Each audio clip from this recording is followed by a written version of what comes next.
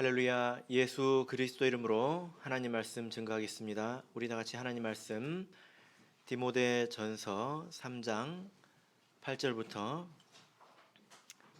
13절까지 말씀을 우리 다 같이 찾겠습니다.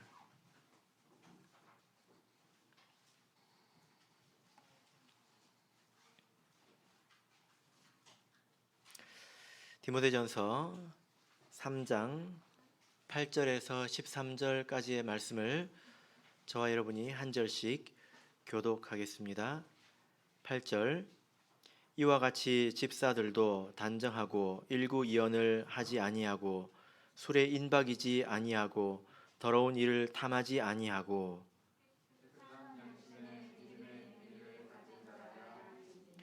이에 이 사람들을 먼저 시험하여 보고 그 후에 책망할 것이 없으면 집사의 직분을 하게 할 것이요.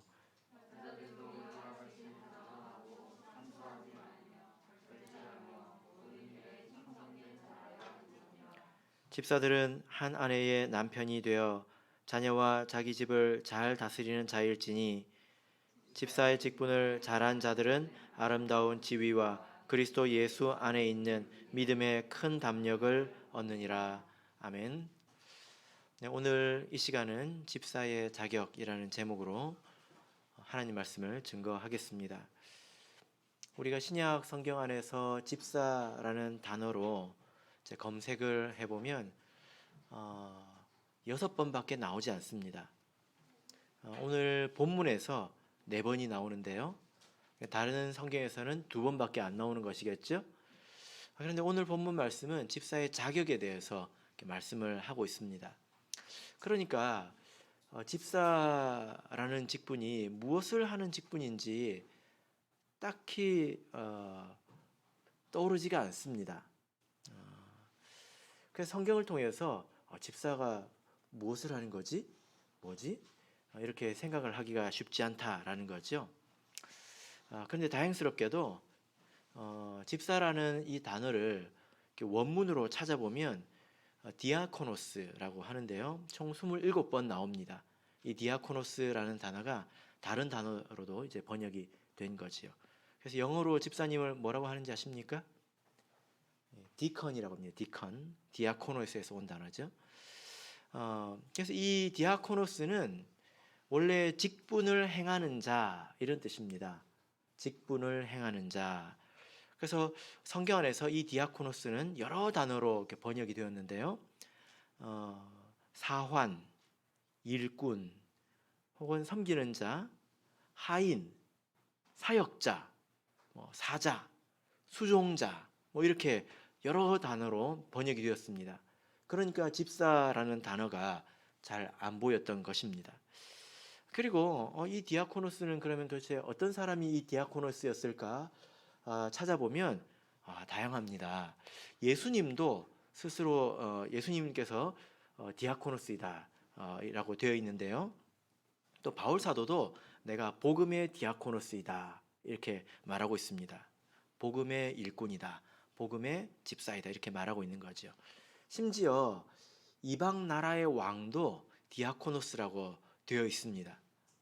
이거 굉장히 범위가 좀 넓죠. 그러니까 우리가 좀 정확하게 알아보려고 하다가 좀 더 복잡해진 그런 상황이 되었습니다. 우리가 교회에서 집사라는 그런 표현을 굉장히 자주 쓰는데 이 직분은 도대체 뭐 하는 직분인지 그냥 일꾼으로서 하나님을 섬기는 것하고 뭐가 다른 것인지 좀 궁금하시지 않으십니까? 그래서 교회 안에 있는 직분으로서의 이 디아코노스를 조사를 해보면 대략 이렇게 정리를 해볼 수가 있습니다. 우리가 가장 먼저 알아야 될 것은 이 직분이라고 하는 것은 권세와 관련이 있다. 이것을 알아야 합니다. 권세와 관련이 있다는 것입니다. 그러니까 내가 어떤 일을 하려면 아무나 그 일을 할 수 있는 건 아니에요. 그에 걸맞는 권한이 있어야 되겠죠. 또 자격 혹은 능력 이런 것들을 갖추고 있어야 된단 말이에요. 그렇지 않습니까? 여러분 학교에서 학교 가면 교단이 있죠. 교단에서 아무나 가르칠 수 있습니까? 아무나 가르칠 수 없죠. 자격이 있어야 합니다. 그러면 그 자격은 누가 줍니까? 아무나 오늘 내가 학생들을 좀 가르치고 싶은데 좀 가르쳐 볼까 하고 가가지고 교단에 서가지고 막 가르치면 경찰이 와서 잡아가죠. 그죠? 예. 그 자격은 누가 줍니까? 민주주의 국가에서는 국민들이 합의합니다. 이런 사람이 교단에 서도록 하자. 그래서 합의해서 규칙을 만들고 법을 만들죠. 그래서 그것으로 자격을 부여합니다. 그래서 권한도 부여하고 또 여러 가지 가르칠 만한 환경도 부여하지 않습니까? 그래서 이것이 어디서 왔습니까? 이 권한은 사람들에게서 온 것이죠. 그죠? 여러분 그러면 교회의 이 직분자들은 무슨 권한과 무슨 능력으로 그 일을 행하는 것일까요? 여러분들은 제가 무슨 권한으로 지금 앞에서 이렇게 말을 하고 있다고 생각하십니까? 여러분들보다 성경을 좀 더 알아서 그런 것일까요? 이것이 세상과 하나님 나라 안에서의 직분과 그 차이점 중에서 가장 중요한 부분입니다. 히브리서 5장 4절을 보겠습니다. 히브리서 5장 4절입니다. 히브리서 5장 4절.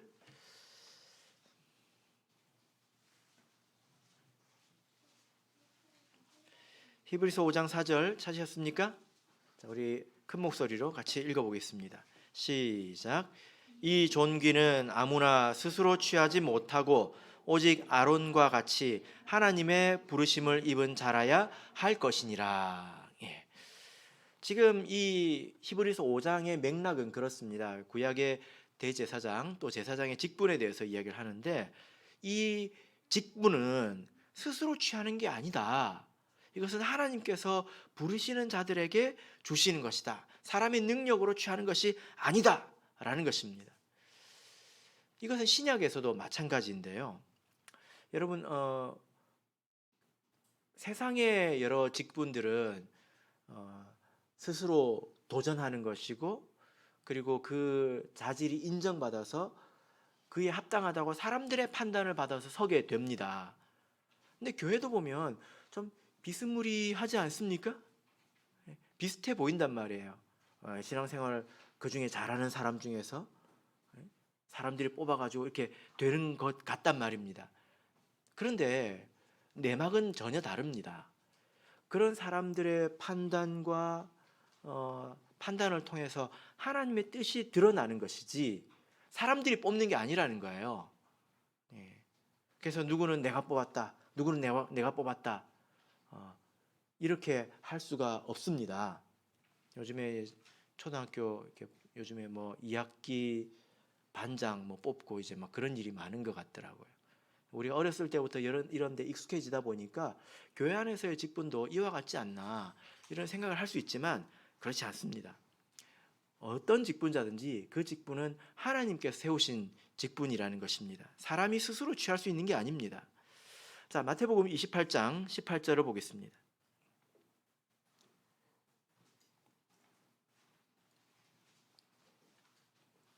마태복음 28장 18절.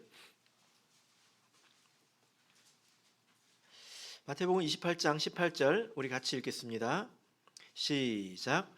예수께서 나와 일러 가라사대 하늘과 땅의 모든 권세를 내게 주셨으니. 지금 예수님께서 하나님에게서 하늘과 땅의 모든 권세를 받으셨다 이렇게 말씀하고 있죠. 그리고 제자들에게 그 권세의 일부를 위임하시는 장면입니다. 그죠?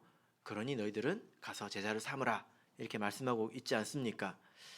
자, 그래서 원래 이 권세라고 하는 것은 오직 하나님에게만 있습니다. 하나님께서 모든 권한을 가지고 있습니다. 근데 그것을 예수님에게 오롯이 주셨고 예수님은 그것을 일부 사도들에게 주셨습니다. 그래서 사도들이 그 권세를 행사하는 거예요. 사도들이 무슨 대단한 능력이 있거나 대단한 사람이라서 그런 게 아니라 하나님께서 그들을 택하셔서 그들에게 권세를 주셨기 때문에 이런 일, 저런 일을 할 수 있는 것입니다. 그게 힘이 있는 것입니다. 그래서 처음에는 사도들이 교회의 모든 일을 다 했습니다. 그 권세라고, 교회에 있는 권세라고 하는 것은 오직 사도들에게만 있었습니다. 사도들이 모든 일을 다 했죠. 사도행전을 볼까요? 1장 25절을 보겠습니다. 사도행전 1장 25절. 자, 사도행전 1장 25절 같이 읽겠습니다. 찾으셨습니까? 사도행전 1장 25절. 자, 우리 같이 읽겠습니다. 시작. 봉사와 및 사도의 직무를 대신할 자를 보이시옵소서. 유다는 이를 버리옵고 제 곳으로 갔나이다 하고. 예. 자, 여기 보면 유다가 예수님께 받았지만 그것을 버렸다, 이 말이 나오는데 무엇을 버렸습니까? 봉사와 사도의 직무라고 말하고 있습니다. 그러니까 예수님께서 권세를 주셔서 사도들에게 주신 직무는 봉사와 사도의 직무입니다. 여기서 봉사가 디아코니아입니다. 디아코니아. 아까 집사라는 단어하고 비슷하죠? 집사는 뭐였습니까? 디아코노스. 여기서 봉사는 디아코니아. 그러니까 이 집사라는 말은 이 봉사라는 단어에서 왔습니다. 디아코니아. 자, 26절을 보시면 제비 뽑아 마띠아를 얻으니 저가 11사도의 수에 가입하니라. 제비를 뽑아서 마띠아를 얻었다, 이렇게 말하고 있죠. 그런데 원문을 보면 마띠아 위에 떨어졌다, 이렇게 말하고 있습니다.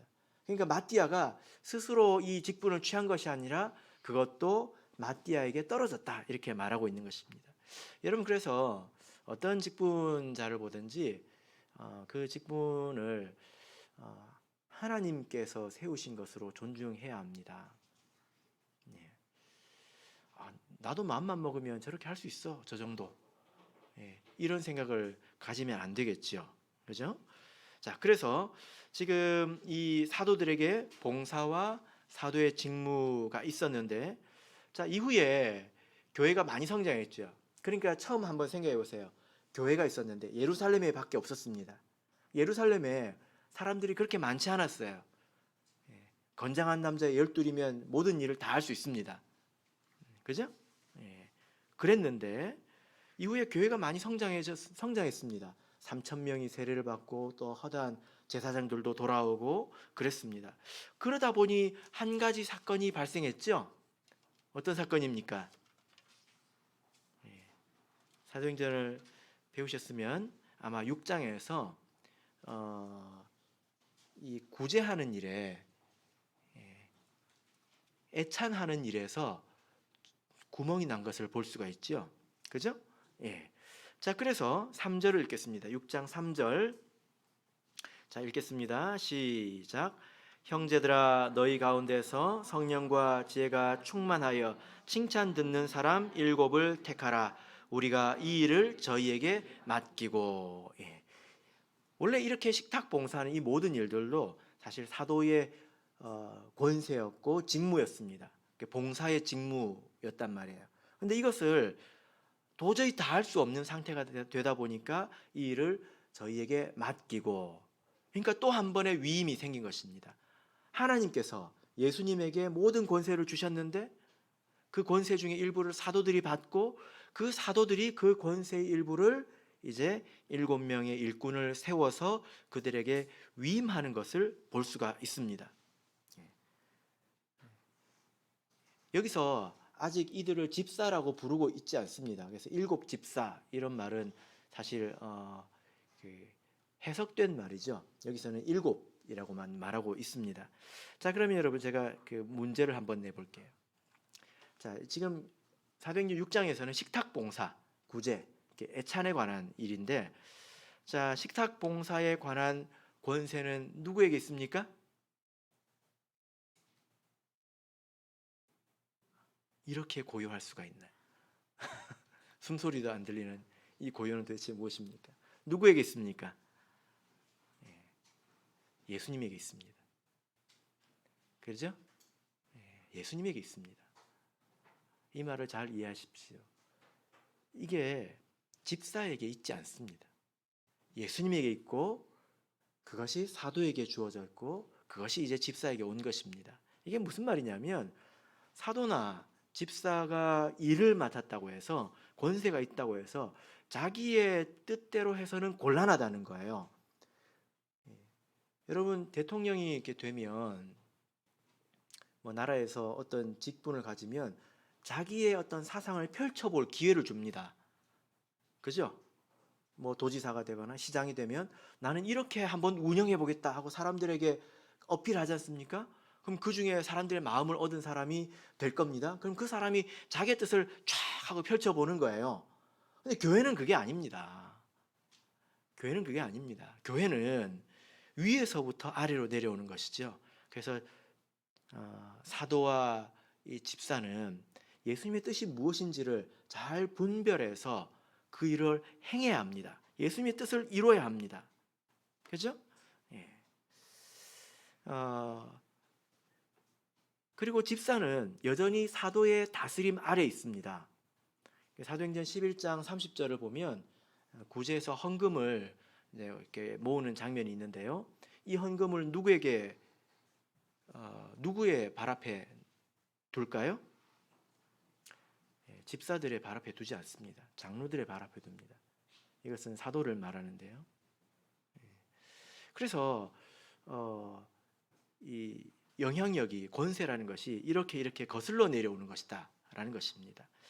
자, 이제 교회가 사람의 수만 많아지는 것이 아니라 어떻게 됐을까요? 교회 사람이 수가 너무 많아지니까 그 일을 대신할 사람들을 이제 여러 세우지 않았습니까? 그죠? 근데 이제 교회 사람 수, 규모만 켜지는 것이 아니라 이제 지역적으로도 넓어졌다는 거예요. 지역적으로 넓어져서 사도들이 그 일도 다 할 수 없는 그런 상태가 되었습니다. 자, 에베소서 4장 11절을 보겠습니다. 에베소서 4장 11절을 보겠습니다.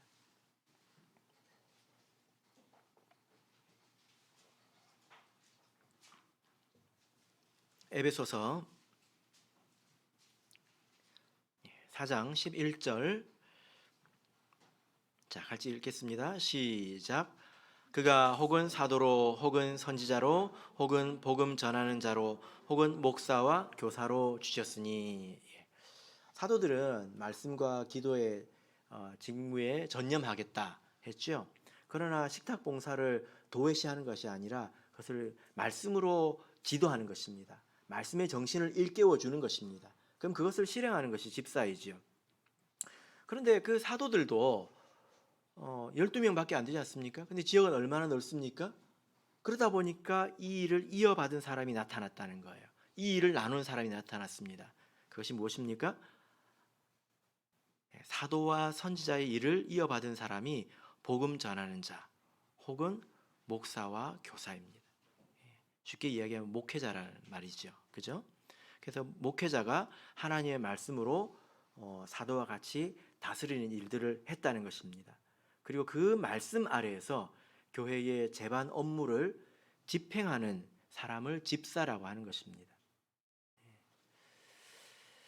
그래서 이렇게 보자면 이 말씀과 행정이라는 것을 나눌 수가 없습니다. 말씀이라고 하는 것을 현실에 맞게 구현하는 것이 우리 교회의 행정이지 않습니까? 문제는 이 교회가 목회자가 순회하기 때문에 그 교회에 있는 집사들은 해야 될 일들이 참 많았습니다. 특별히 말씀을 분별하는 것이 그들에게 중요한 업무였죠. 그래서 오늘 여기 등장하는 이 집사도 마땅히 우리가 하나님께서 세우신 직분으로 믿고 받아야 합니다. 여러분 이렇게 한번 생각을 해보시길 바랍니다. 목회자는 똑같은 사람들이 순회를 합니다. 그죠? 목회자는 다 똑같이 순회를 합니다. 그런데 왜 어떤 교회는 잘 되고 어떤 교회는 그렇지 않을까요? 왜 어떤 교회는 평안하고 어떤 교회는 그렇지 못할까요? 그 이유가 무엇일까요? 집사가 중요한 것입니다. 집사의 직분이 굉장히 중요합니다.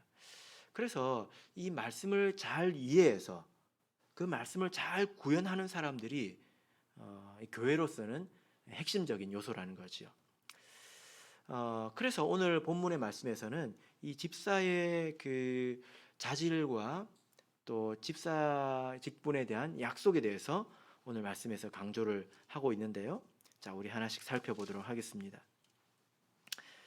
마찬가지로 이 말씀을 듣고 우리가 누구를 판단해서는 안 되겠습니다. 우리 스스로 이런 사람이 되기를 사모해야 되겠죠.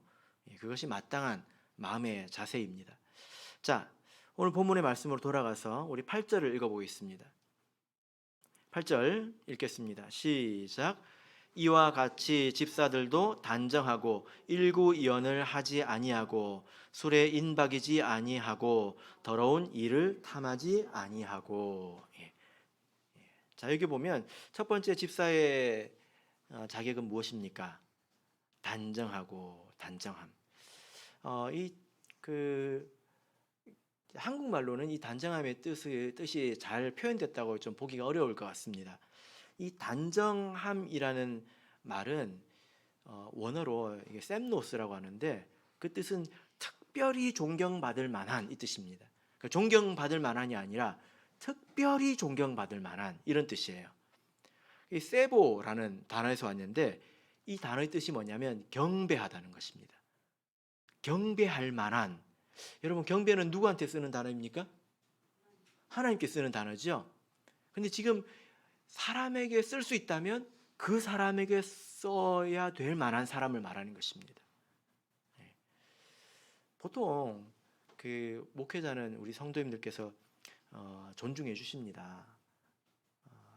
그러나 이 집사 직분을 맡으신 분은 같은 곳에서 자고 나고 또 이 나고 자라고, 제가 왜 그러죠? 나고 자라고 자고 왜 잠을 잘까? 나고 자랍니다. 그래서 그런 사람이 그 교회에서 존경받기는 정말 쉽지가 않아요. 여러분 한번 생각해 보세요. 여기 우리 승유가 있는데 승유가 지금 이렇게 어릴 때부터 자라나지 않습니까? 승유가 나중에 커가지고 이제 성인이 됐을 때 여러분이 승유한테 안수 받을 수 있겠습니까? 그런 생각을 가져야 된다는 거예요. 승희야?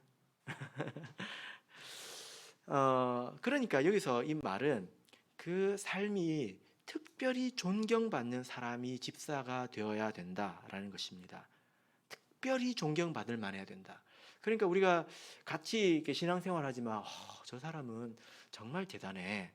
정말 신앙생활 정말 잘한다. 정말 훌륭하다. 이런 말을 듣는 사람이어야 된다는 거예요. 샘노스가 그런 뜻입니다. 그래서 가끔 우리 성도님들 가운데서 신앙생활을 할 때 다른 분들이 입이 쩍 벌어지도록 그렇게 신앙생활을 하시는 분들이 계시죠. 그죠? 제가 이런 이야기를 들었습니다. 어떤 분이 그 직장 생활을 하시는데 새벽 기도를 5시 반에 나옵니다. 그런데 자기 남편을 새벽 기도에 나오게 하기 위해서 이제 같이 나올 수 없는 형편이었겠죠. 자기 남편을 새벽 기도에 나오게 하기 위해서 자기가 안 나온 게 아니라 자기가 4시에 나왔대. 입이 쩍 벌어지지 않습니까? 여러분이 마스크를 써가지고 지금 입이 좀 턱이 빠지려고 그러는데 제가 지금 잘 볼 수가 없네요. 그래서 단정함은 이런 뜻입니다. 그러니까 이 삶에서 오는 그런 리더십 이런 것들이 있어야 된다는 것입니다. 자, 두 번째는 무엇입니까? 두 번째는 일구이언을 하지 아니하고. 일구이언이 뭡니까? 한 입으로 입구자죠. 어는 무슨 언자입니까? 말씀 언자죠. 한 입으로 두 말을 한다. 이런 뜻입니다. 그러니까 집사는 말이 정직해야 된다. 그 말의 신뢰성이 있어야 된다는 것입니다. 말을 너무 편하게 한다거나 쉽게 한다거나 이제 그래서는 안 된다는 거죠. 우리 박필선 목사님에 관한 이야기 가운데 이런 이야기가 있죠. 박필선 목사님이 누구와 같이 신방을 이렇게 갔습니다.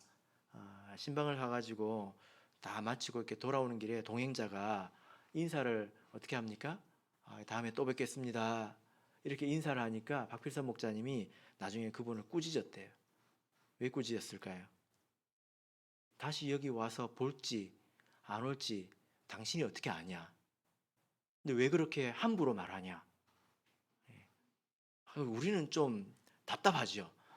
이거는 인사잖아요. 그죠? 예? 그죠? 인사잖아요. 그런데 그렇게 말을 정직하게 하려고 해야 된다는 것입니다.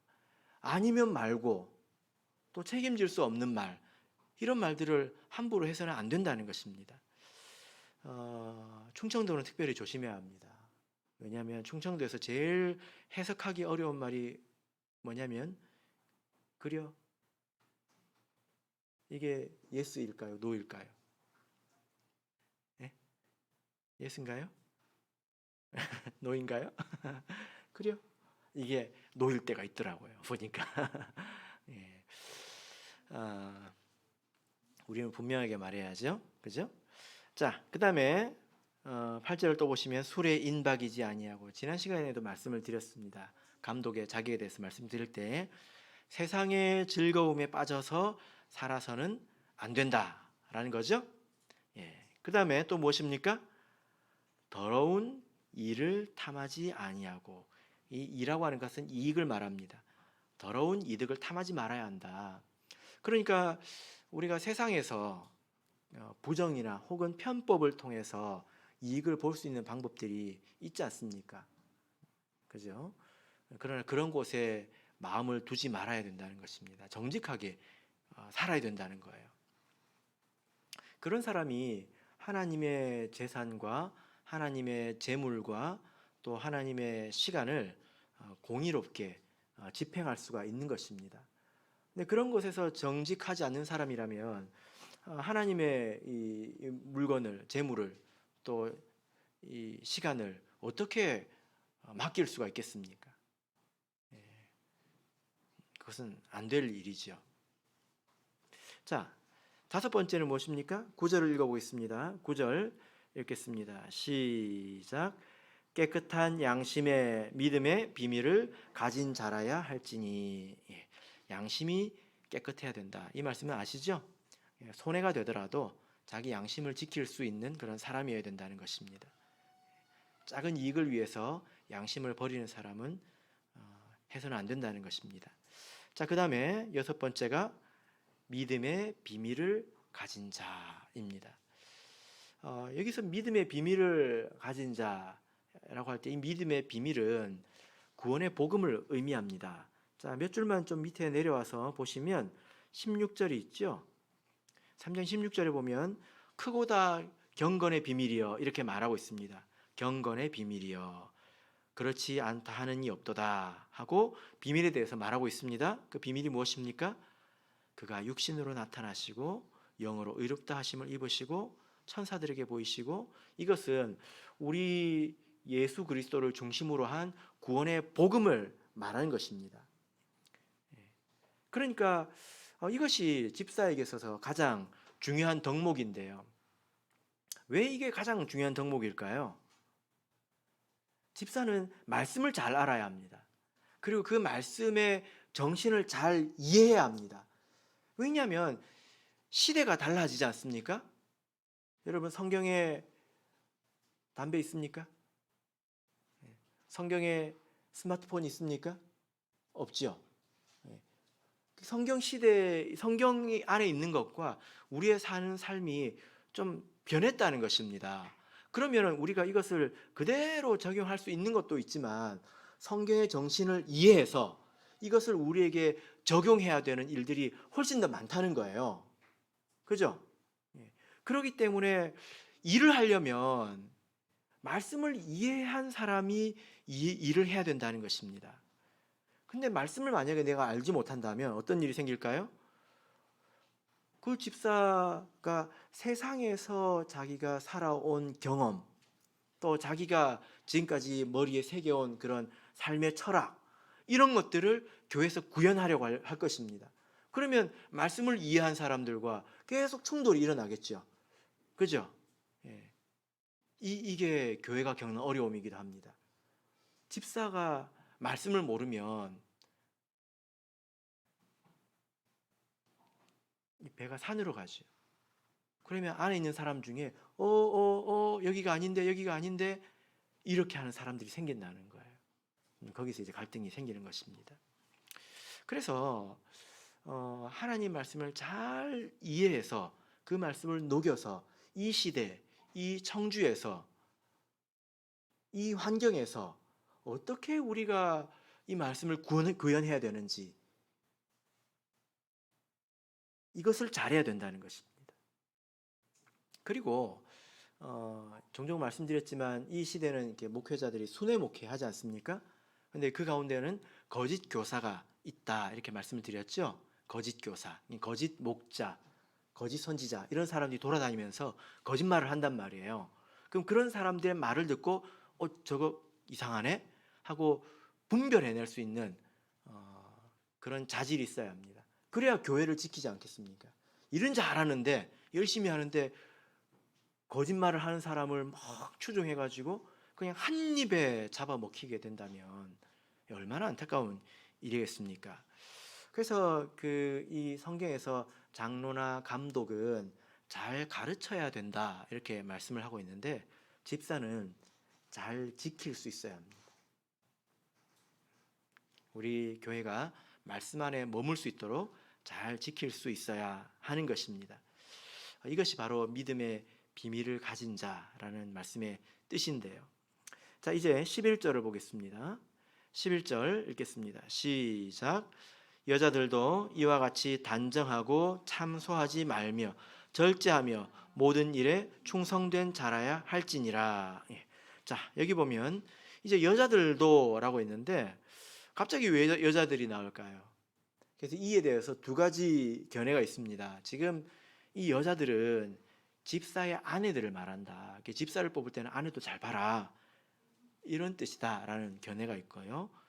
아니다, 이것은 여자 집사에 관한 견해이다. 네, 권면이다, 자격이다. 여자 집사에게 추가적으로 더해지는 그런 자격이다 라는 것입니다. 대체적으로 후자라고 봅니다. 여러분들로 하여금 생각하게 하려고, 맥락 없이 보자면 그냥 이것은 일반적인 여자들에게 주시는, 자매님들에게 주시는 권면으로 볼 수가 있는데요. 그렇지는 않죠. 여집사에 관한 권면이다 이렇게 보면 되겠습니다. 자, 여기서 특징적인 것이 무엇입니까? 단정하면은 있죠. 단정한 것. 아까 어떤 거였습니까? 특별히 존경할 만하다. 대단하다. 진짜 대단하다. 근데 그 이어서 어떤 권면이 나옵니까? 참소하지 말며. 참소가 무엇입니까? 참소. 헐뜯는 거예요. 헐뜯는 거. 헐뜯고 비난하고 부풀리는 뒷말을 하는 것. 뒤에서 비판하는 것. 이 참소라는 단어를 찾아보면 참소라는 말에 원어가 있을 것 아닙니까? 이게 다른 곳에서 다르게 이제 번역이 됐는데요. 이 참소라는 말에 다른 뜻에 뭐가 있냐면 마귀라는 뜻이 있습니다. 디아볼로스, 마귀라는 뜻이 있습니다. 마귀의 뜻이 뭐냐면 참소하는 자라는 뜻이죠. 하나님 앞에서 하나님 째보세요, 하나님 째보세요 하는 게 마귀죠. 그죠? 그러니까 뒤에서 헐뜯고 비난하는 것은 사실 마귀 짓을 하는 것입니다. 사탄은 뭐라고 했는지 기억나십니까? 사탄은 대적하는 것. 어떤 사람이 있으면 이것이요 하고 이제 맞서는 것. 이게 이제 사탄이죠. 그래서 내가 어떤 사람의 사탄이 될 수 있고 또 마귀가 될 수 있습니다. 조심해야 되겠죠. 보통 남자들은 뭐 사람에 따라 다르지만 이 참소를 잘 하지 않는 것 같습니다. 대체적으로 좀 그런 경향이 있는 것 같습니다. 그래서 우리들은 어떤 자세를 가지고 있어야 될까요? 다른 사람에 대해서 덮어주고 감싸주고 수습해주고 편들어주고 위로해주고 이런 말버릇을 가져야 합니다. 자 이제 12절을 보겠습니다. 12절 읽겠습니다. 시작. 집사들은 한 아내의 남편이 되어 자녀와 자기 집을 잘 다스리는 자일지니. 이것은 앞서 본 감독의 자격과 동일하죠. 그죠? 자, 10절을 우리 읽어보겠습니다. 10절 읽겠습니다. 시작.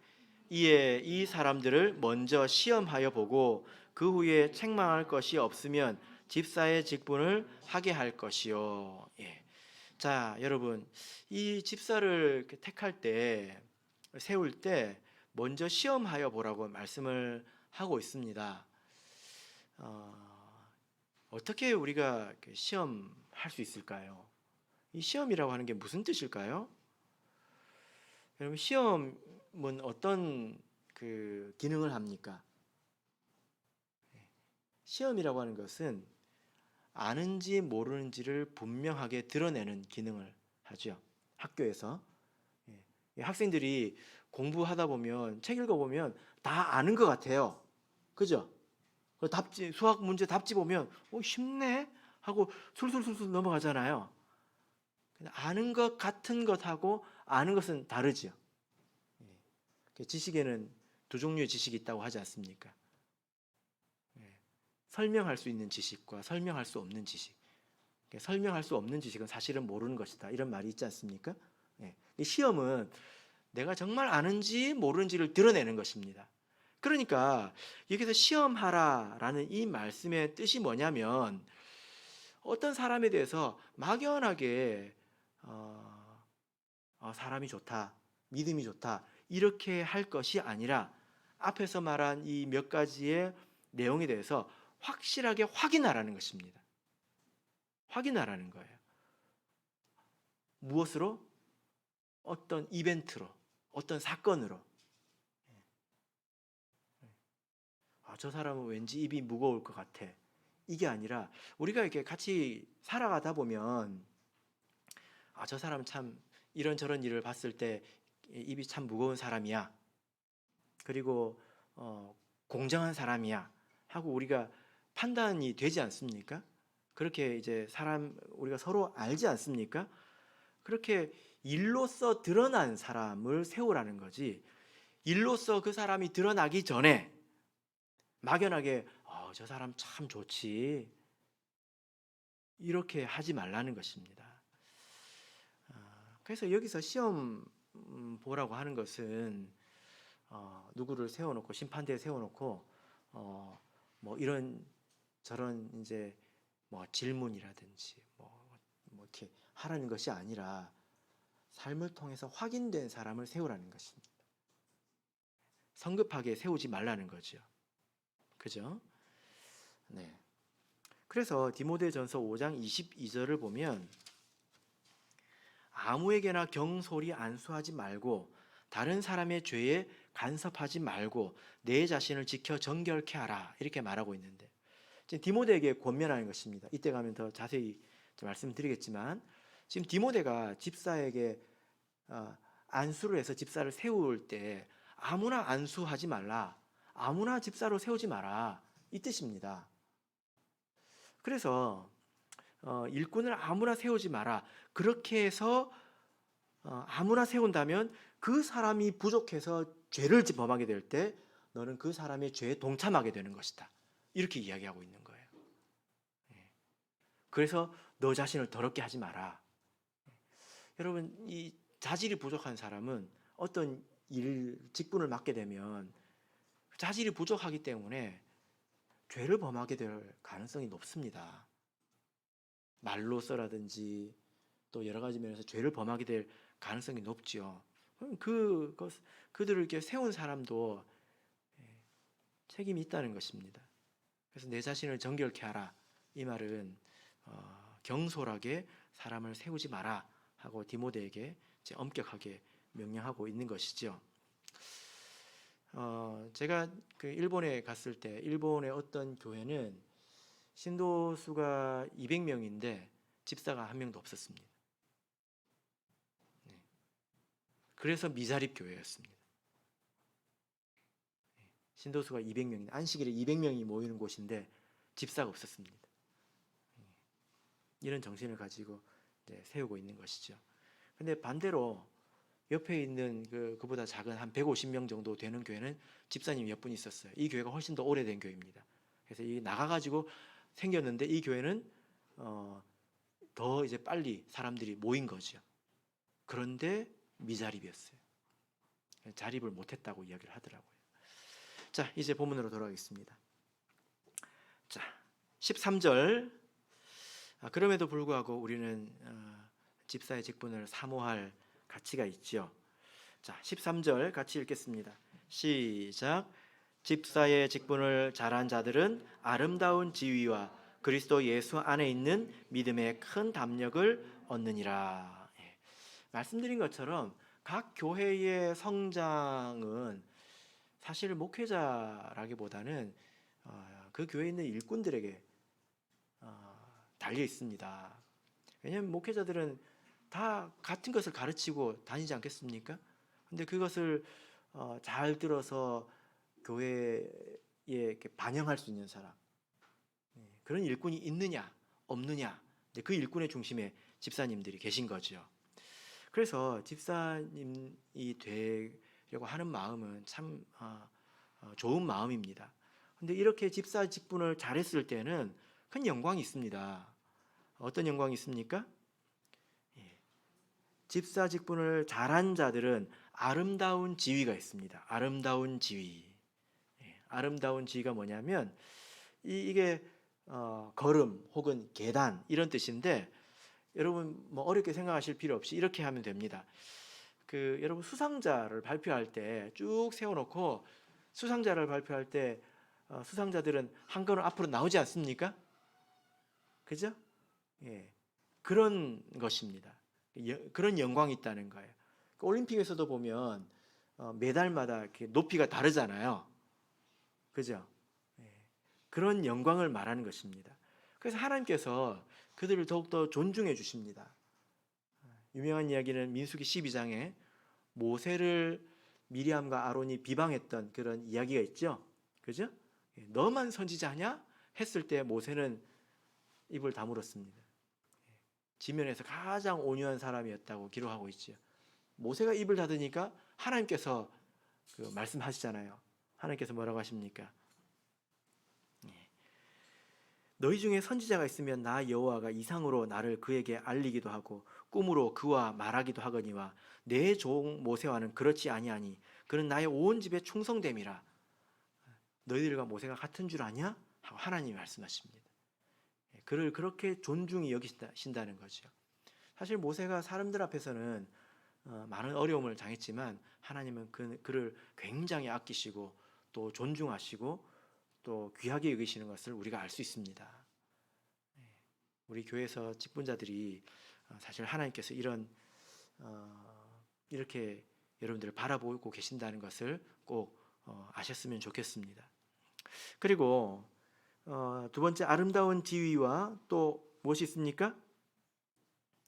그리스도 예수 안에 있는 믿음의 큰 담력을 얻느니라. 믿음의 큰 담력을 얻는다. 담력이 무엇입니까? 용기잖아요. 용기. 그죠? 용기입니다. 집사로서 열심히 충성되게 이렇게 하나님을 섬겨보면 믿음이 좋아집니다. 왜냐하면 하나님께서 어떻게 함께 하시고 어떻게 은혜를 베푸셨는지 가장 가까이서 보기 때문에 믿음이 좋아지는 거예요. 멀리서 본 사람과는 특별히 다릅니다. 그죠? 그럴 수밖에 없어요. 이게 믿음이 좋아진다고 하는 것이 얼마나 큰 축복인지 모릅니다. 그러면 그 사람들은 일을 할 때뿐만이 아니라 자기 개인의 삶을 살 때에도 그 믿음으로 인해서 살아가기 때문에 유익을 많이 보게 됩니다. 이것이 믿음 있는 자들의 축복이지 않습니까? 요한복음 2장을 보겠습니다. 요한복음 2장 9절.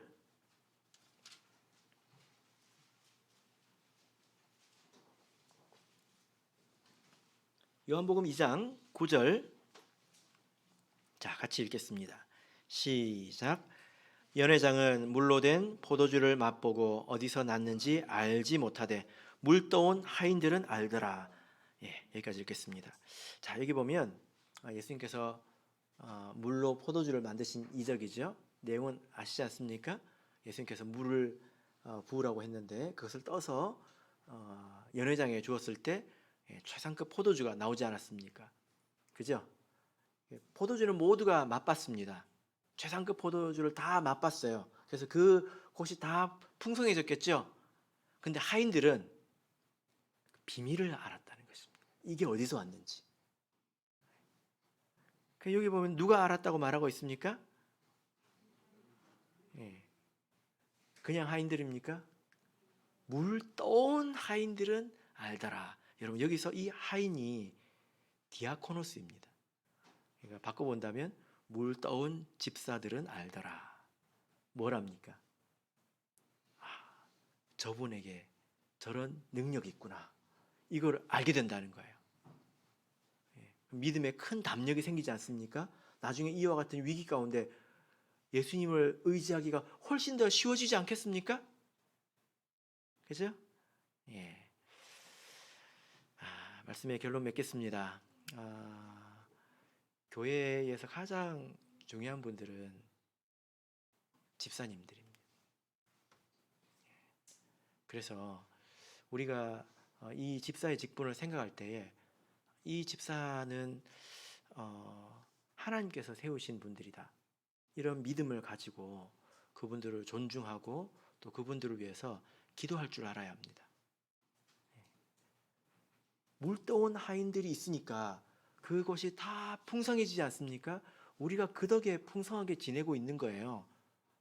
우리 청주교회 성도님들은 굉장히 사실 행복하게 신앙생활을 하고 계시는 것입니다. 그리고 우리 성도님들께서 특별히 이 집사의 그 자격을 또 겸비하셔서 하나님 나라의 일꾼이 되시기를 마땅히 또 사모해야 되지 않겠습니까? 그죠? 바라옵기는 우리 모두가 이렇게 하나님을 아름답게 섬겨서 믿음의 유익을 얻게 되시기를 예수 그리스도 이름으로 축복합니다. 우리 다 같이 찬송하겠습니다. 347장 찬양하겠습니다.